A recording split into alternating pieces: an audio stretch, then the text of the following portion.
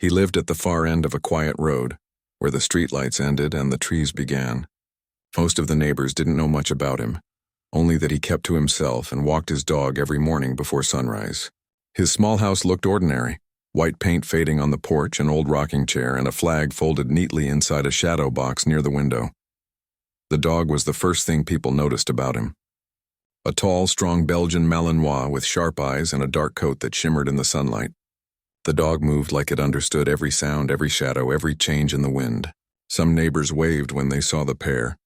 Others crossed the street unsure of what to make of such a serious-looking animal. But the man always smiled politely, lifted a hand, and kept walking. He didn't talk much. The few times anyone managed to start a conversation, it was short and polite. He answered questions with a soft voice, then turned the conversation back to the other person. The old woman next door once brought him a plate of cookies, trying to be friendly. He thanked her kindly and returned the plate clean the next day. What no one knew was that he had lived many lives before coming here. Years spent traveling to places he couldn't talk about, missions that never made the news. A lifetime of discipline and danger that had taught him to value quiet more than anything. When he came home for good, he didn't want noise or attention. He wanted peace. The dog, his only real companion, had been trained with the same care and patience that had shaped him. They understood each other without words. When the man reached for the leash, the dog was ready before the clip clicked into place. When the man paused, the dog paused. At night, the dog slept by the door, never restless, always alert. In the mornings, before the world woke up, they walked down the long dirt road that led to a clearing behind the woods. The man would throw a ball, the dog would sprint after it, and for a few quiet minutes he could breathe. Sometimes he'd sit on a fallen log, watching the sunrise burn away the fog. Those were his favorite moments, just him, the dog, and the sound of birds starting their day. He didn't need much. His home was simple but neat. The walls were bare except for a few framed photos, faces of people he'd served with, some smiling, some serious. There was a sense of pride in his small space, but also a deep, quiet sadness that came from losing too many friends and seeing too many places that no one ever should. When he left that life behind, he had promised himself one thing: never to let anger lead him again. He'd seen what anger could do to men, to cities, to the world. He wanted peace, and the dog had become the bridge that helped him find it. People in town saw him often but never really saw him. They called him that quiet guy with the dog. The grocery clerk always noticed how polite he was, how he never raised his voice even when someone cut in line. The postman liked him too. He always waved from his truck. Kids, curious and unfiltered, sometimes asked if they could pet the dog. The man always crouched down and told them softly, "Not today. Buddy, he's working."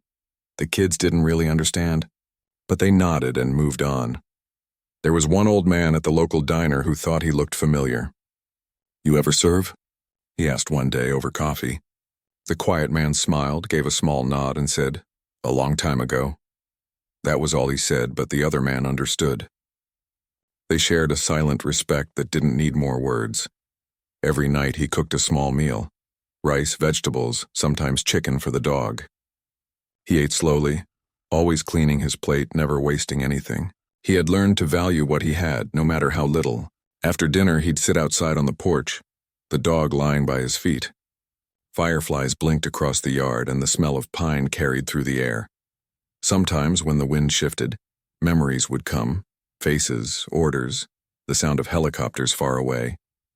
But then he'd feel the dog's head rest against his leg, grounding him back to the present. He'd pat the dog's neck and whisper, "We're home now. We're good." No one in town knew how much he'd given up to find that peace. They didn't know about the long nights overseas, or the years of carrying secrets too heavy to tell. They didn't know that the man who walked so quietly past them had once led teams through places most people couldn't imagine. To them, he was just another face in the grocery store line, another man mowing his lawn on Sunday, and he preferred it that way. He had learned long ago that the quiet life was a blessing. Not everyone got to walk away from what he'd been through. Many didn't. Some of his friends had come home broken, unable to adjust. Some never came home at all. He considered every morning with the dog a gift. The people who lived nearby saw only bits and pieces of his life. Sometimes they'd see him kneeling by his garden, gently tending to the plants, Other times they'd see him running with the dog in the open field behind the trees. He never made trouble. He paid his taxes on time, waved to the mailman, and always held the door for others. But even in that quiet life, a small part of him remained alert.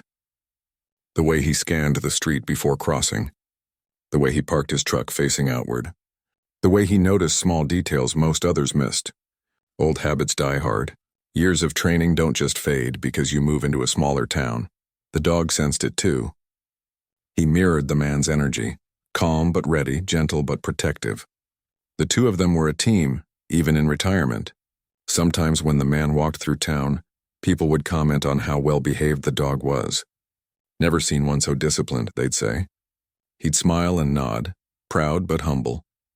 At night, when he turned off the lights, the dog would circle once before settling down near the front door. The man would glance at the folded flag on the shelf and then look away, not because it made him sad, but because it reminded him of all that had come before. There were days when loneliness crept in, the kind that sits quietly in the corners of a room. He had friends from his old life, but they were scattered now, each one trying to build something normal out of the chaos they'd known. They called each other sometimes, exchanged short messages, but the conversations always ended with the same line. Take care of yourself. He wasn't bitter, just grateful. He knew peace was fragile, something you had to protect gently. His world was small, but it was enough. He had a routine, and routines gave him comfort. Mornings were for walking and training. Afternoons were for small chores and reading. Evenings were for sitting on the porch with the dog, watching the sun fade behind the trees. He didn't drink much, maybe a glass of iced tea, sometimes coffee. He liked the quiet sound of crickets more than any television show. To anyone else, his life might have seemed lonely. But to him it was full of small joys and simple meanings.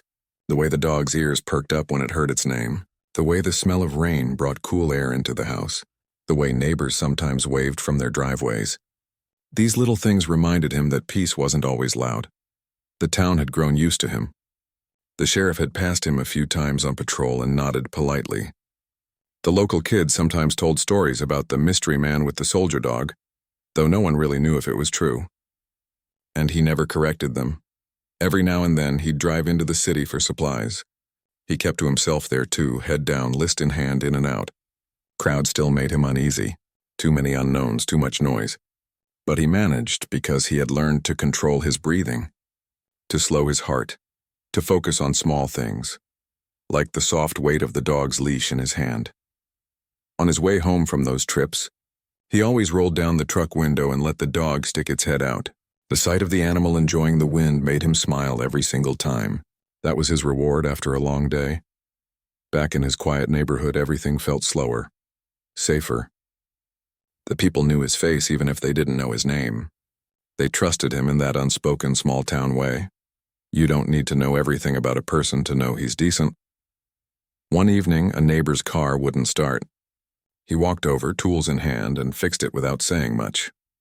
When the engine finally turned, the neighbor tried to pay him, but he shook his head and said, "Just glad to help." That was who he was. Helpful, calm, private. But beneath that calm, there was depth. A man who had once been trained to handle chaos, now learning to love quiet days. The dog had been his anchor through all of it, his link to normal life. They had both been trained for duty, both carried scars, only they understood. Together, they had found peace in each other's presence. As the summer stretched on, the days started to blend together in a peaceful rhythm. Morning runs, meals, small repairs around the house. He didn't know that life was about to change again, that a single misunderstanding would undo the quiet world he had built so carefully. For now, though, he didn't think about any of that. He sat on his porch, feeling the cool evening breeze. The dog lay at his feet, eyes half closed, ears twitching at the sound of cicadas. The man leaned back in his chair and watched the sun disappear behind the trees. He took a slow breath and whispered to himself, "This is all I ever wanted." And in that moment, it was true. It was late afternoon when the sound of thunder rolled in the distance. Clouds were gathering above the small town, turning the sky into a mix of silver and gray. The man stood by his porch watching the weather change. His dog sat beside him, head tilted, ears flicking at the sound. Storms didn't bother him anymore. After everything he had lived through, a little thunder felt peaceful. almost comforting. It reminded him that nature could be loud without meaning harm. He poured himself a cup of coffee and leaned against the post on his porch, taking in the smell of rain. The dog rested its head on his leg. When the first drops started to fall, they went inside. The man closed the door gently, then sat by the window. The dog stayed close, watching the rain streak down the glass. It was one of those slow evenings that made time feel heavy but calm. He didn't know that this was the last ordinary day he'd have for a while. The next morning, the air felt fresh and cool after the storm. Puddles reflected the soft blue of the sky, and the road was quiet. He stepped out for his usual walk, wearing his old jacket, leash in hand. The dog trotted ahead, alert but calm. They walked down the road toward the clearing as they always did. Somewhere nearby, a neighbor's car door slammed. A man's voice shouted at a barking dog. The noise carried across the open space, and the dog beside him stopped and looked up. He gave a small hand signal, and the dog relaxed again. Every motion between them was built on trust and understanding. After their walk, they returned home. The man sat at the kitchen table, reading a newspaper and eating toast. Life was steady, predictable. That was how he liked it. He didn't expect the knock at his door later that day. It was just after noon when it happened. He heard the sound of tires crunching over gravel, then the thud of car doors. The dog's ears perked up. The man stood up slowly, glancing through the curtain. A police cruiser was parked near the edge of his yard. 2 officers were stepping out. He frowned, confused. He hadn't done anything wrong, hadn't even left town in weeks. Maybe it was a mistake, he thought. Maybe they were looking for someone else. He opened the door before they could knock. "Afternoon," one of the officers said. His tone was polite, but his posture was stiff. The other officer stayed a few steps behind, scanning the yard. "Afternoon," the man replied calmly. "Can I help you?" "Sir, we got a call from a neighbor about a suspicious person walking near this property early this morning," the officer said. "We just wanted to check in." The man blinked. "That was probably me," he said, a little surprised. "I walk my dog every morning. It's part of my routine." The officer nodded but didn't relax. "Mind if we take a quick look around?" The man hesitated. He didn't like people walking around his space, but he also knew how quickly misunderstandings could grow. He took a slow breath. "Sure," he said. "Go ahead." The dog, sensing tension, stood close to him. Its tail wasn't wagging now, it was alert, watching. The second officer glanced at the dog with visible unease. "Does he bite?" the officer asked. "Not unless you threaten me," the man replied with a small smile, trying to ease the tension. But the joke didn't land. The first officer gave a short nod to his partner, and they started walking around the yard. The man stayed by the porch, keeping the dog close. He could feel the animal's muscles tighten. He whispered a calming word, the same one he had used countless times before. The dog relaxed a little, though its eyes never left the officers. From where he stood, he could hear one of them muttering something into his radio. He wasn't sure what was being said, but it didn't sound good. His chest tightened, not from fear, but from the familiar feeling of being misunderstood. A few moments later, one officer came back toward him. "We just wanted to make sure everything's fine," he said, but his tone had shifted. "You said you walk early? Around what time?" "Usually before sunrise," the man answered. "It's quiet then. No traffic, no noise." The officer nodded slowly, as if still unsure. "All right, sir. Sorry for the inconvenience." "No problem," the man said softly. "Have a good day." They walked back to their cruiser, but even as they drove away, the man could feel their eyes still on him. He stood there for a while, the dog sitting quietly beside him. The peace of his morning had been broken by something invisible, a whisper of suspicion, a misunderstanding born from fear. That night, he sat on the porch longer than usual. The world was quiet again, but his thoughts were restless. He couldn't stop wondering how something as simple as a morning walk could draw that kind of attention. He looked down at the dog who had fallen asleep near his chair, and he sighed. "They don't know," he said quietly. "They never know." He didn't mean it bitterly. It was just the truth. People saw what they wanted to see, a quiet man walking a big, serious-looking dog. That was all it took for someone to make a call. The next few days passed uneventfully, but the feeling of being watched lingered. Every time he walked down the road, he noticed a few curtains shift, a few faces turn away too quickly. The small-town kindness he had grown used to now felt mixed with something else. Uneasy curiosity. Still, he tried to go about his days as usual. He cleaned the porch, fixed the fence, made a fresh batch of food for the dog. He reminded himself that he had faced much worse. A few wary looks couldn't shake him. One afternoon, while he was out by the mailbox, a young boy rode by on a bicycle and stopped. "Mister," the boy said, "my mom says your dog looks like a police dog." The man smiled.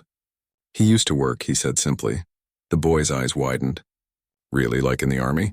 "Something like that," the man said. The boy grinned and pedaled away, calling, "That's awesome." The man chuckled quietly to himself. Kids always saw the good in things. They didn't look at him with suspicion or judgment, just curiosity. He wished adults could do the same. A few days later, a new officer drove through the neighborhood. The man didn't recognize him, but the car slowed near his house. The officer didn't say anything, just watched for a moment, then drove on. The man felt that same uneasy weight in his chest again. He tried to shake it off, but something told him the misunderstanding from that first visit hadn't gone away. That evening, as he and the dog returned from their walk, he noticed a woman across the street holding her phone up, pretending to take a picture of the sunset, but her camera was pointed toward him. He sighed and went inside without saying a word. It was frustrating, but he reminded himself to stay calm. He had spent years learning patience in situations far more dangerous than this. Still, it hurt in a quiet way, to know that people feared him without knowing him. Later that night, he sat by his window watching rain start to fall again. The dog lifted its head and looked at him, sensing his unease. He leaned forward and scratched behind its ear. "You and me," he whispered. "We stay calm." Always calm. He didn't know that somewhere down the road. That same misunderstanding was turning into something bigger. A report, a call, a mix of half-truths that would soon bring more officers to his quiet doorstep. For now, though, he tried to push the thought away. He cooked a simple dinner, turned on some quiet music, and let the rhythm of normal life settle back in. He wasn't the type to hold grudges. He had seen enough to know that fear made people act in strange ways. The next morning, the sun came up bright and warm. Birds sang outside the window, and the smell of coffee filled the kitchen. He looked out toward the road and smiled faintly. Maybe things had gone back to normal. He took the dog for a walk as usual, greeting the few people who passed by. One man nodded back, hesitant but polite. The dog trotted beside him with its usual steady pace. For a few minutes, it felt like everything was right again. When they returned home, he sat on the porch and opened a small wooden box he kept by the door. Inside were pieces of his past, old patches, faded photos, a medal wrapped carefully in cloth. He held one of the patches between his fingers. It reminded him of a younger version of himself, full of purpose, energy, and duty. He smiled softly and closed the box. The dog rested its head on his knee, and he spoke quietly, almost as if confessing to himself. "We earned our peace," he said. "No one can take that from us." The sun dipped lower, painting the sky in warm colors. The world felt calm again, but somewhere deep inside he knew peace was fragile. He could feel it, the kind of stillness that comes before a storm. He didn't know when or how, but he sensed that something was coming. Something that would test that calm he had worked so hard to build. Still, for that evening, he chose not to think about it. He sat quietly, listening to the sound of wind through the trees. The dog yawned and closed its eyes. He smiled, took a deep breath, and whispered again, "We're home. We're good." And as the sky darkened, that's exactly what he believed. Morning light spilled through the windows, soft and golden, touching every corner of the small house. The man stirred awake to the familiar sound of his dog's collar jingling. It was early, but that was how he liked it. He stretched, rubbed his eyes, and felt the warmth of another quiet day waiting outside. He poured himself a cup of coffee and stepped out to the porch. The air was cool, still carrying a hint of the night before. He breathed in deeply and smiled to himself. Peace. That was what he had built here, a small, simple peace that didn't ask for much. The dog stood at his side, alert and calm, eyes scanning the open road. The world was quiet except for the hum of insects waking up in the grass. It was just another morning, or so it seemed. He didn't know that somewhere else in town someone had made another phone call. Different neighbor this time. They said they'd seen a man with a big dog acting suspicious. They didn't mean harm, they told themselves. They were just being careful. But that one call would ripple through the day in ways no one expected. The man took his usual walk down the dirt road, the dog trotting beside him. The sky above was bright, but something in the air felt different. He couldn't explain it, just a quiet sense that something was off. The kind of feeling you get when the world holds its breath for a moment. They turned back after half an hour and walked home. He made breakfast, fed the dog, and started fixing a loose board on the porch. It was a calm, simple morning. Then from down the street came the distant sound of sirens. Not loud, not urgent, just steady. He looked up, squinting into the sun. Sirens weren't unusual. Sometimes an ambulance passed through on its way to the next town. But these sirens got closer, then stopped. A few seconds later, car doors shut. Voices followed. The dog lifted its head and gave a low, cautious sound. Not a growl, just awareness. The man stood still for a moment, listening. Then he wiped his hands on his jeans and walked toward the front of his yard. 2 police vehicles were parked at the edge of his property. 3 officers stood beside them, talking quietly among themselves. One of them pointed toward the house. The man felt that same uneasy feeling from before, the one that had followed him since the first visit. He took a slow breath and started walking toward the porch steps. The dog followed, close and steady. When the officers noticed him, one of them raised a hand. "Sir, can we speak with you for a moment?" "Of course," the man replied calmly, his voice even. "What's this about?" "Just some follow-up questions from last week," the officer said. "We've had a few calls from neighbors about a large dog being aggressive in the area." The man frowned, surprised. "Aggressive? My dog hasn't left my yard except on our walks." The officer nodded, flipping through a small notepad. "We just have to check things out when people call, sir. It's procedure." He sighed softly. "I understand. But there's been no trouble here." The dog stood by his side, tail low, body calm. It wasn't showing any signs of aggression, just awareness. But one of the officers seemed nervous, his hand resting near his holster, eyes fixed on the animal. The man noticed and tried to keep his tone light. "He's trained," he said gently. "Very well trained." "You don't have to worry." The officer nodded again, but didn't seem convinced. The second officer stepped closer, his radio crackling faintly. The man stayed still, hands visible, calm as ever. "You can look around if you need to," he said quietly. "I have nothing to hide." The officers hesitated, then one gave a short nod. 2 of them walked toward the side of the house, glancing around the yard. The dog's eyes followed their movement. The man gave a quiet command, and the dog stayed put, steady as a rock. He tried not to feel frustrated. He knew how quickly fear could change a person's judgment. But part of him wondered how many times he would have to prove himself before people saw the truth, that he was just a man trying to live quietly. After a few minutes, the officers returned. "Everything looks fine here," one said. "We appreciate your cooperation." The man nodded. "No problem." They turned to leave, but before getting into the car, one officer paused and said, "Sir, you should probably keep that dog on a shorter leash when walking near the neighborhood. People get nervous about big animals." The man forced a polite smile. "I'll keep that in mind." When the cars finally drove away, he stood there for a long time, the dog sitting quietly beside him. The morning's peace had vanished, replaced by a strange stillness. He went inside and poured another cup of coffee, but it didn't taste the same.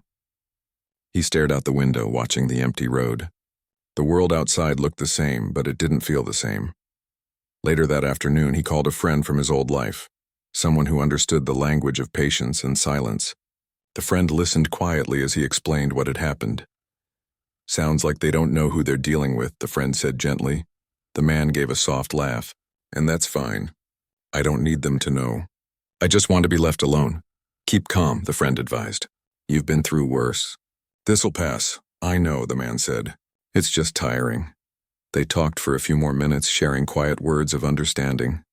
Before hanging up, the friend said, "Remember, don't let them pull you out of peace. That's yours now." That night, he sat on the porch again. The stars were out, the air cool and gentle. The dog rested beside him, head on its paws. He listened to the soft rustle of leaves and thought about the conversation. Peace was his choice, not a gift. And choices had to be defended, not with force, but with calm. Over the next few days, life went back to its usual rhythm.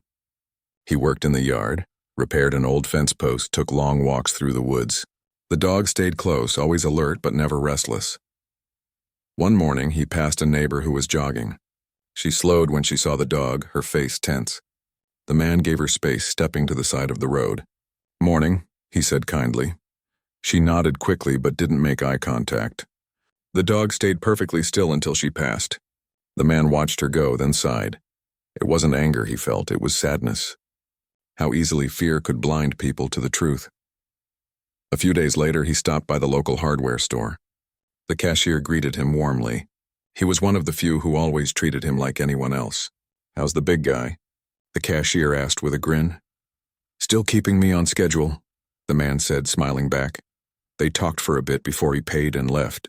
Small interactions like that reminded him that not everyone saw him through the same narrow lens. Some people still saw the human being first. When he got home, he found a note in his mailbox.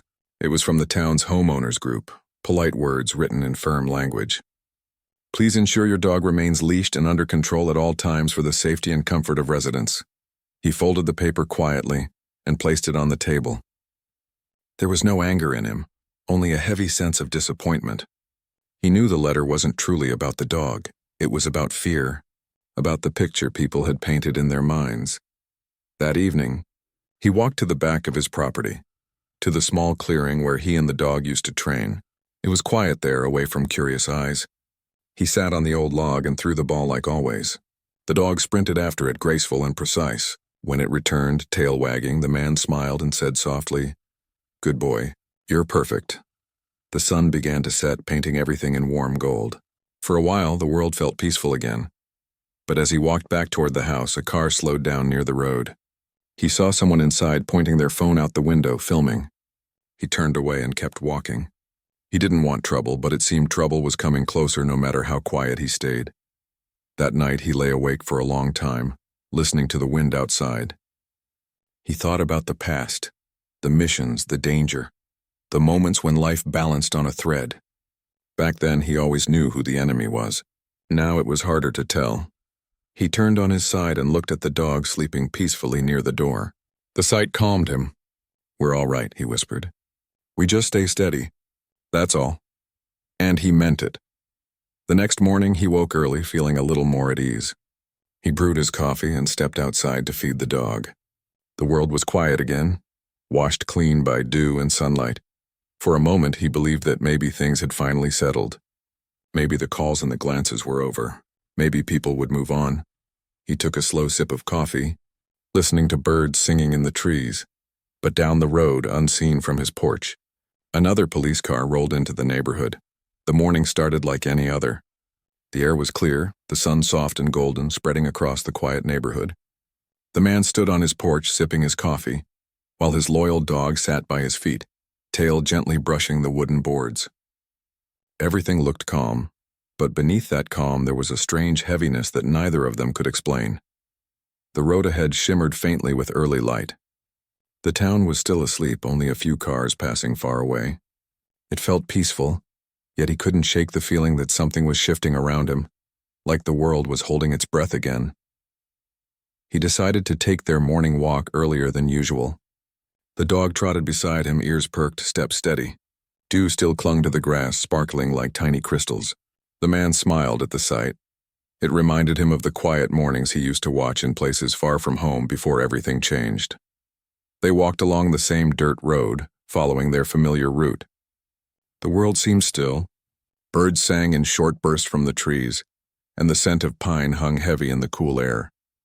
When they returned home, he filled the dog's bowl with water and sat on the porch steps to tie his boots. That's when he noticed the same patrol car from before parked down the road. It wasn't moving. The engine was running, but no one got out. He didn't react. He had seen enough in life to know that sometimes it was better not to make the first move. So he went back to his routine, acting as if everything were normal. But inside he felt a quiet ache, something between frustration and sadness. After half an hour, the car drove off. He let out a long breath and whispered, "Guess we're still under watch, huh?" The dog looked up at him, head tilted as if trying to understand. He smiled faintly and patted its head. "It's all right. They don't know us." Later that morning, he drove into town for groceries. The same clerk greeted him at the counter with a warm smile. "Good to see you," she said. "You too," he replied, thankful for that small bit of normal kindness. But as he turned to leave, He caught sight of two men near the entrance, whispering and glancing his way. One of them nodded toward his truck. He didn't stop to listen. He just walked past quietly, keeping his calm. By the time he got home, the unease was back. He fed the dog and tried to settle down for the afternoon, but the feeling lingered. He'd lived through years of tension in other parts of the world, and he knew how to read signs, the subtle ways things built up before they broke. That evening, as the sun dipped below the trees, he sat outside on the porch. The air was cooler now, the sky painted in streaks of orange and purple. The dog lay at his feet, watching the fireflies begin to flicker in the yard. He spoke softly, more to himself than to anyone else. "I came here to find peace. That's all I wanted." The dog's tail thumped once, slow and steady, as if agreeing. He didn't know that down the street a few neighbors had gathered in quiet conversation. They weren't angry people, just cautious ones. But fear has a way of twisting itself into something heavier. One person said the man's dog had charged at someone, though it wasn't true. Another said they'd seen the man acting strange. By the time the story passed from one person to the next, it had grown legs of its own. The next morning, the man woke up early. The world was still dim and a soft mist hung over the grass. He made coffee, like always, and leaned on the porch railing. The dog stretched beside him, tail wagging gently. Everything looked the same, but peace had never felt so fragile. As he poured his second cup, he heard the distant hum of engines. It wasn't unusual, but this sound didn't fade. It grew louder, closer. He turned toward the road. A police car appeared, followed by another one. Then a third. They slowed near his driveway and stopped. The dog stood immediately, ears up, body still but focused. The man's heart sank, not from fear but from the weight of knowing what was coming. He stepped off the porch slowly, hands at his sides. The dog stayed beside him, not a sound escaping its throat. 3 officers got out, all unfamiliar faces this time. One spoke through a radio clipped to his shoulder, the others scanning the property. The man kept his tone calm. "Morning, officers. Something wrong?" The lead officer nodded once. "Sir, we received multiple reports about a dangerous animal on this property. We need to speak with you." The man's stomach tightened. "That's my dog you're talking about," he said quietly. "He's not dangerous." "Still," the officer replied, his tone professional but distant, "we have to follow up. We were told the animal might have acted aggressively." "He's never harmed anyone," the man said. "Not once." The officers exchanged glances. One of them reached for a notepad. The lead officer continued, "Sir, can you bring your dog inside while we talk?" The man hesitated, then nodded. He gave a quiet signal and the dog followed him calmly to the porch. It sat down near the door, eyes watching every movement around them. The man turned back toward the officers. "He's fine right there," he said gently. "He listens better than most people I know." For a moment, no one spoke. The morning was still. The only sound, the faint rustle of leaves. The man could feel tension in the air, sharp and uneasy. "I understand you're just doing your job," he said, his voice steady. "But please, believe me. He's trained. He's calm. He's not a threat." The officer nodded but didn't step closer. "We just have to make sure, sir. If you can keep him restrained while we clear this up, that would help." "I will," the man said. "I always do." They stood there for another minute or two, exchanging short questions and answers. Finally, the officers seemed satisfied enough to step back toward their cars. Before leaving, one said, "We'll file the report and close it if everything checks out. Thank you for cooperating." The man nodded once. "All right. Thank you." When they drove away, he stood there for a long time, staring at the dust their tires had kicked up. The dog looked up at him, waiting for a command. He knelt beside it and whispered, "You didn't do anything wrong." That night, sleep didn't come easily. He kept thinking about how small things could grow into something bigger without truth behind them. It was a strange feeling, living in a place that looked peaceful but no longer felt safe. In the quiet hours before dawn, he sat in his chair, the dog asleep at his feet. The folded flag on the shelf caught his eye again. He remembered all the times he had stood between danger and peace, all the moments when he had fought not for glory but for protection, and now somehow he was the one being treated like a threat. It wasn't anger he felt, it was a deep, tired sadness. When morning finally broke, he went outside and stood on the porch again. The air smelled like rain, heavy and sweet. He took a slow breath and looked toward the horizon. He could leave, he thought. Start fresh somewhere else. But another part of him resisted the idea. Why should he run from a place he had done nothing wrong in? He had built this life with patience, with quiet. He wasn't ready to let fear take that from him. He spent the next few days keeping to himself, moving slower, quieter. The dog stayed close, always aware, always loyal. They still took their walks, but shorter now, just around the edge of the property. He avoided the main road where curious eyes might follow. Even then, the world around him seemed to hum with quiet tension. A few cars lingered near his house longer than usual. A few people looked away when he waved. It wasn't everyone. Some still greeted him kindly. But the change was there. Through it all, he kept calm. He cooked his meals, worked in his garden, and spoke softly to the dog as if reminding himself that peace still lived here, even if it was fading. One evening, as he sat watching the sky turn red and gold, a thought came to him. Maybe he couldn't control what people believed, but he could control how he responded. He had learned long ago that true strength wasn't in fighting back, but in staying steady when the world tried to shake you. He looked down at the dog, resting quietly beside him. "We've seen worse," he whispered. "We'll get through this too." The dog's tail tapped lightly against the porch. The man smiled faintly. "That's right," he said softly. "One day at a time." As night fell, the stars came out again, bright and unbothered. The wind carried the faint sound of frogs from the nearby creek. For a moment, it almost felt like peace again, thin, delicate, but still there. He leaned back, hands resting on the arms of his chair, and let the cool air brush against his face. The dog shifted closer, laying its head on his foot. The man closed his eyes, breathing slowly, letting go of the day. Whatever tomorrow brought, he would face it with the same quiet strength that had carried him through everything before. And somewhere deep inside, even beneath the worry and the weight of misunderstanding, he still believed that peace was worth holding on to. The days that followed felt slower. The air was cooler now, and the leaves had started to fall one by one across the yard. The man sat outside most mornings with his coffee, wrapped in quiet. The world around him looked the same. Same trees, same breeze, but something inside him had shifted. He had come face to face with things he never wanted to see again. Suspicion, misunderstanding, and fear in the eyes of people who didn't really know him. But he had also found something else, strength he didn't realize he still carried. The kind of strength that didn't show itself through power or force, but through patience, through peace. He had spent years in places where peace was just a word people hoped for. Back then, he had dreamed of coming home to a life where he could sit in silence without looking over his shoulder.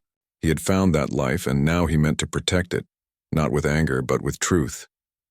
Each morning he began writing in a small notebook. At first it was just short thoughts, memories of days long gone, lessons learned the hard way, the smell of dust and metal that never really left his hands. Then slowly his words became stories, not just about war or loss, but about peace and loyalty, about how a man could carry both strength and gentleness at the same time. Sometimes he would pause to look down at the photograph on the table beside him. It was an old picture, him in uniform, standing tall with a younger version of himself he barely recognized. His dog sat beside him even then, sharp-eyed and ready. That bond had never faded, even now. He smiled faintly and whispered, "You taught me more than most people ever could." The days rolled by, and though life stayed quiet, word about what had happened spread slowly through town. Some people changed how they looked at him. A few stopped by, bringing food or kind words. One neighbor left a small note on his porch that said, "I'm sorry. I should have spoken up." He didn't hold grudges. He read the note and simply folded it into his notebook. To him, forgiveness wasn't a single act, it was a daily choice. He had learned that peace wasn't something the world gave. It was something you built within yourself, one breath at a time. One afternoon, a reporter reached out to him. She had heard about the misunderstanding and wanted to tell his side of the story. He wasn't sure at first. He didn't want attention, but after some thought he agreed, not for himself, but for the truth. When she arrived, she sat across from him on the porch, notebook in hand, the late sun soft on both of them. Her questions were gentle. "Why do you?"